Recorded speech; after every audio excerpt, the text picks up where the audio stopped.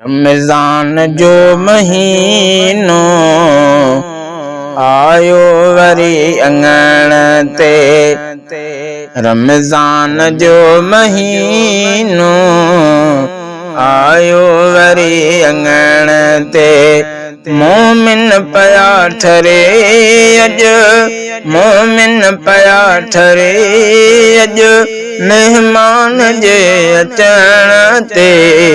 रमज़ान जो महीनो आयो वरी अंगण ते। प्रभात जे फुटण खां सहरी करे त अग में। प्रभात जे फुटण खां सहरी करे त अग में। इफ्तार आ कभी पोस जजे से गोलहण ते। इफ्तार आ कभी पोस जजे से गोलहण ते।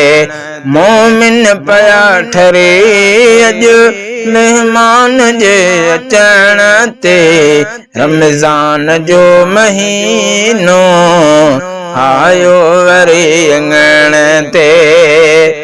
मैयत कसामे अंदर मुनकिर नकीर पुछंदा। मैयत कसामे अंदर मुनकिर नकीर पुछंदा। उनखे मिले रिआयत रमज़ान में मरण ते।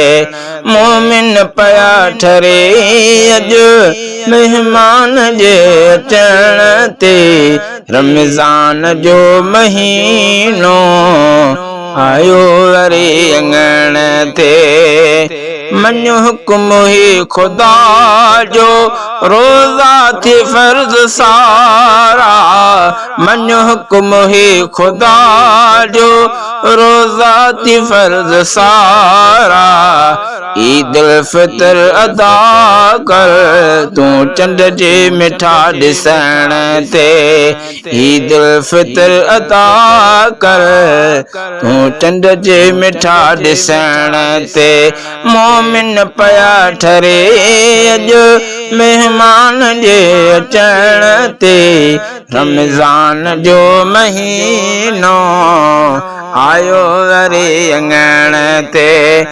रोज़न अंदर इबादत परहेज़ आ ज़रूरी। रोज़न अंदर इबादत परहेज़ आ ज़रूरी। मिलंदो सवाब नाहे बुख जे मथां रहण ते।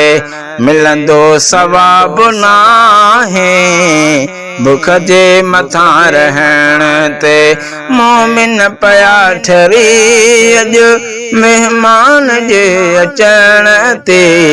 रमज़ान जो महीनो आयो वरी अंगण ते। शब कद्र जे बिला शक आहे वॾी फज़ीलत। शब कद्र जे बिला शक आहे वॾी फज़ीलत। बेहद कजे इबादत तंहिं रात में उथण ते। ज़ुल्फ़कार सरकी मूंखे आहे उम्मीद रब में। ज़ुल्फ़कार सरकी मूंखे आहे उम्मीद रब में।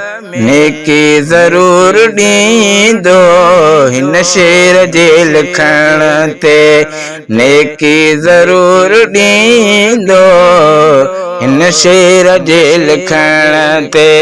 मोमिन पया ठरे अज मेहमान जे अचण ते। रमज़ान जो महीनो आयो वरी अंगण ते।